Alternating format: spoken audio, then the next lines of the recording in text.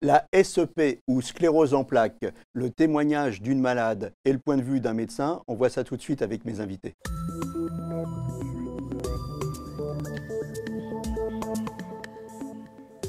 Alors avec moi sur le plateau de Capital Santé, le professeur Bruno Stankov, vous êtes professeur en neurologie à l'hôpital Saint-Antoine et vous êtes chef d'équipe à l'ICM, c'est l'Institut du cerveau et de la moelle épinière, et Annie. Alors Annie, vous êtes malade depuis 30 ans et vous êtes ambassadrice bénévole de la Fondation ARCEP. La Fondation ARCEP, c'est la fondation pour l'aide à la recherche sur la sclérose en plaques. Alors Annie, 30 ans de sclérose en plaques en quelques minutes, hein, c'est compliqué, mais résumez-nous un peu votre parcours.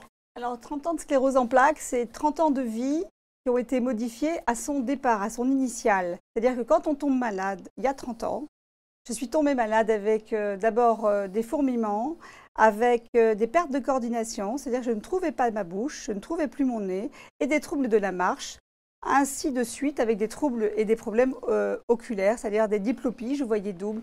Et au départ, ma maladie... Et vous ne saviez pas ce que c'était il y a 30 ans. Absolument. Ma maladie s'est déclenchée avec des troubles qui sont arrivés les uns après les autres, mais qui ne se sont pas arrêtés en fait. Ça s'est au contraire exacerbé. Il a fallu du temps pour que ça s'arrête, que les choses s'arrêtent. Et finalement, on m'a traité avec de la corticothérapie pendant 2 ans. Et ensuite, on m'a donné mon diagnostic de sclérose en plaques. Et là, vous m'avez dit, quand on a préparé l'émission, vous m'avez dit, là, c'est une bombe. Oui, c'est une bombe parce que d'abord, vous avez une vie, je venais de me marier, j'avais des objectifs dans ma vie différents de ceux que j'ai aujourd'hui. C'est-à-dire que j'avais un emploi où j'étais ingénieur commercial et mon activité était au top de mon activité, c'est-à-dire au top de ma vie. C'est-à-dire je ne pensais qu'à ça au départ. Et on tombe malade. Et quand on tombe malade, eh bien, il y a tout qui se modifie. Et qu'est-ce que je vais devenir? Alors on m'annonce que j'ai une sclérose en plaques, mais qu'est-ce qui va se passer? Qu'est-ce que je vais faire de ma vie? Est-ce que je vais travailler? Est-ce que je vais être en fauteuil roulant? Est-ce que je vais avoir des enfants? Qu'est-ce qui va se passer? Alors justement, on va y venir à tout ça. Vous m'avez dit aussi, vous m'avez dit, quand on m'annonce ça, au bout d'un moment, je m'aperçois que je suis marié avec cette maladie. Je ne peux pas m'en départir, de toute façon, je ne peux rien faire, je suis marié avec elle. Donc il va falloir que j'apprenne à vivre avec. C'est vrai. Je me suis mariée avec la sclérose en plaques parce que lorsqu'on a une sclérose en plaques, c'est pour toute la vie. Et donc, quoi de mieux qu'un mariage pour l'accepter, pour ne pas être... Sans possibilité de divorce. Sans possibilité de divorce. On espère que plus tard, il y aura effectivement des traitements pour la guérir. Aujourd'hui, on arrive à la canaliser, plus ou moins, les symptômes, on arrive à moins souffrir avec des antidouleurs. Mais disons que quand vous avez une sclérose en plaques, il faut vraiment se marier avec elle. Il ne faut pas être dans le déni de la maladie. Il faut l'accepter pour vivre mieux. Qui vous a aidé? Vous m'avez dit, mon combat, c'était, je voulais avoir des enfants. Mon combat, c'était d'avoir des enfants. Vous en avez eu? Voilà, absolument. J'ai eu deux enfants, j'ai une fille et un garçon. D'abord, j'étais mariée et je me suis dit, une vie avec une malade, être malade toute sa vie sans rien avoir autour, c'est quoi? Aller mourir directement? Non, je veux faire des enfants, je veux avoir une vie normale. Et c'est ce que j'ai fait, je me suis attachée à ça. Alors vous avez une pêche formidable, hein, quand on vous voit comme ça. Oui, c'est vrai. Hein, mais par contre, vous m'avez dit, en préparant l'émission, bah oui, j'ai la pêche, mais enfin, je suis quand même malade. Oui, je suis très malade. Ça ne se voit pas physiquement, à part quand je marche, parce qu'évidemment, je marche avec une canne. Mais cette maladie est visible et invisible. D'abord, il y a la fatigue le matin. Quand vous vous levez, vous avez des jambes qui sont complètement serrées. Elles sont dans un étau, mes jambes. Et c'est comme du papier cartonné. Le matin, il faut se mettre en route. C'est comme si on était un petit vieux. Hein, oui, ça, oui. C'est-à-dire que je ne peux pas me lever comme ça. On ne peut pas me dire, allez hop, saute de ton lit et viens. Non, c'est pas possible. Il faut une préparation. C'est-à-dire que mes jambes, c'est du plomb. Mes jambes sont plomb. Et quand je marche, quelqu'un les tient, me les retient. Donc, elles n'avancent pas. Et ça, c'est très difficile. Donc, chaque soir, quand je me couche, je prie. Je prie. Et je dis, mon Dieu, demain matin, laisse-moi me lever. Laisse-moi me lever. Et mes fourmillements, laissez-moi tranquille. Je parle à ma maladie. Et le moral, parce que vous avez un moral terrible, c'est super important. Oui, en fait. Ah oui, le moral, c'est 99,9% de la maladie. Avoir la force tous les matins, avoir la pêche, même si on est un peu, comment dire, on n'y croit pas tous les jours. Hein, il y a des moments où on a des absences. Il faut écouter sa maladie, mais il ne faut pas s'écouter. Vous avez tout compris. Hein, c'est ça? Vous avez tout compris. Alors, 2 messages, hein, puisque vous êtes aussi ambassadrice bénévole de l'ARCEP. Oui. Donc, 2 messages. Il y a 2 campagnes qui arrivent bientôt. Il y a la campagne Fête des mères oui. et puis la campagne mondiale contre la sclérose en plaques. avec qu'est-ce qu'il faudra faire avec ça? Alors, ça, c'est Là, je vois une belle petite fente, il va falloir mettre de l'argent oui, là-dedans, il faut c'est mettre ça? de l'argent. Hein? Voilà, c'est ça. La campagne Fête des mères, c'est une campagne d'information sur la sclérose en plaques. C'est également une campagne pour la collecte de dons pour essayer de financer un programme de recherche, parce que la recherche, c'est demain, c'est aujourd'hui, et ça, c'est très important.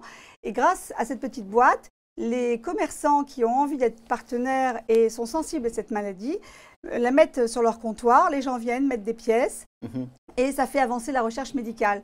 Parce La journée mondiale, c'est le 30 mai. Voilà, absolument. Il faut et savoir... la recherche, c'est votre espoir, et l'espoir, c'est le moral. Vous avez tout compris, absolument. Et la recherche, c'est très important. C'est 3 femmes pour un homme dans la sclérose en plaques, et c'est 100 000 personnes, et 2 300 000 personnes dans le monde, et 100 000 personnes en France.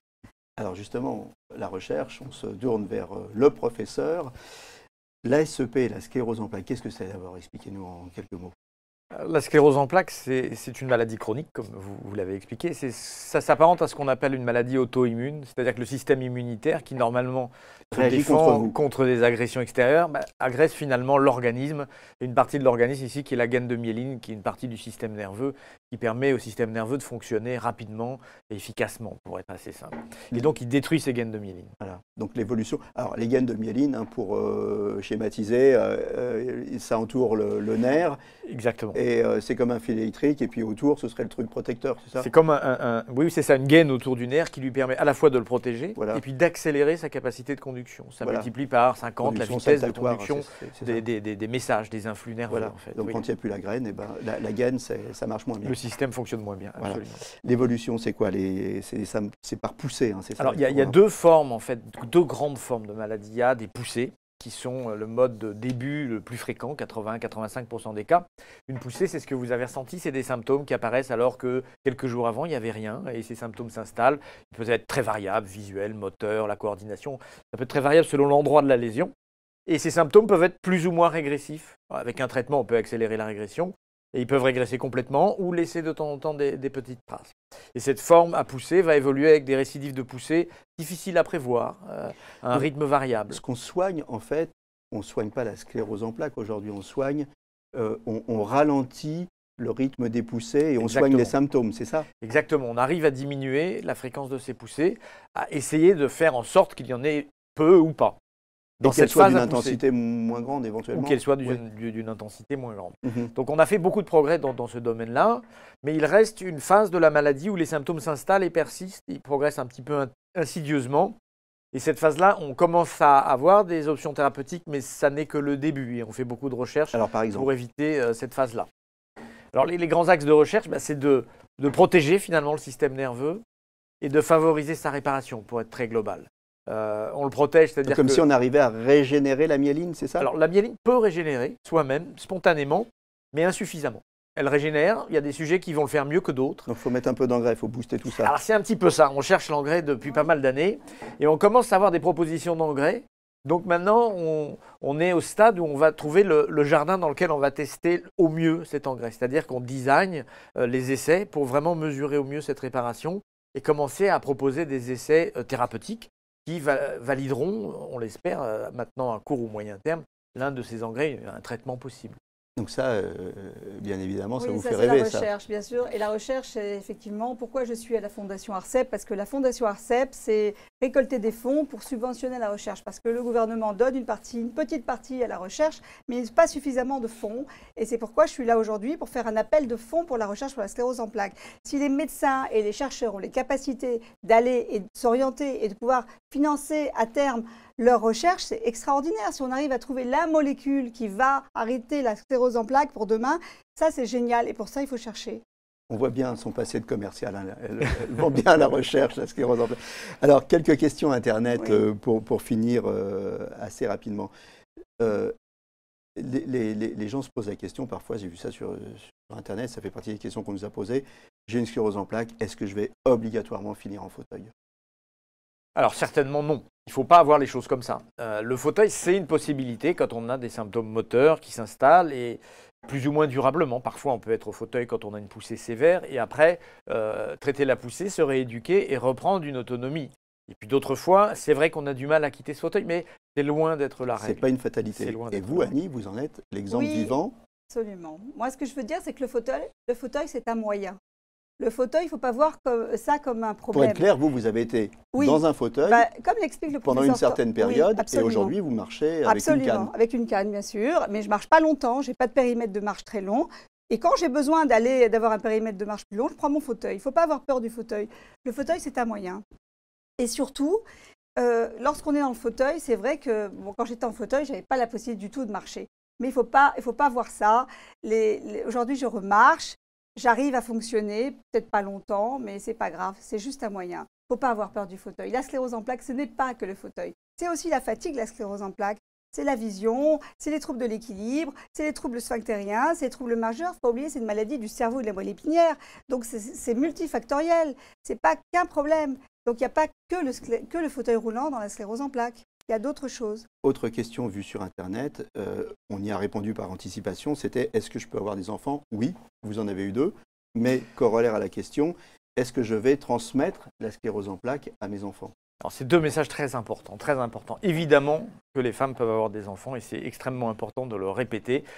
Les femmes vont même mieux pendant la période de la grossesse et elle a un effet protecteur sur la maladie. Donc c'est vraiment à démystifier, on peut tout à fait avoir des enfants. Le deuxième point, c'est que ça n'est pas une maladie héréditaire, comme les maladies héréditaires classiques qu'on transmet à ses enfants, un enfant sur 2, etc. Donc ce n'est pas une maladie qui doit empêcher d'avoir des enfants sur le principe qu'on pourrait conférer un risque de maladie. Évidemment, dans les familles de patients atteints, il y a une probabilité statistique un peu plus élevée d'avoir la maladie, comme dans beaucoup de maladies, comme l'hypertension artérielle, comme toutes ces maladies. Donc il y a une probabilité, mais ça ne doit certainement pas dissuader d'avoir des enfants. En tout le cas, risque une reste probabilité, faible. ça ne veut pas dire que c'est héréditaire. Voilà, ça n'est pas une maladie qu'on transmet. Ce n'est pas une maladie héréditaire, donc on se le dise bien. Voilà, et bien écoutez, on va rappeler donc cette journée de dons pour l'ARCEP. On va rappeler le site de l'ARCEP, c'est www.arcep.org. Et donc la journée, c'est La journée mondiale de la sclérose en plaques, c'est le 30 mai. Le 30 mai. Mais la boîte est chez les commerçants. Si vous souhaitez la mettre, vous appelez directement l'ARCEP au 01 43 90 39 39. Directement. Voilà. Voilà, on vous a entendu. Merci. Donc je vous remercie tous les deux. Merci à vous, Annie, pour avoir fait l'effort de venir témoigner sur ce plateau. Le site, on l'a rappelé, le numéro de téléphone, vous venez de le donner. Voilà, à bientôt pour un nouveau numéro de Capital Santé. Et puis d'ici là, portez-vous bien.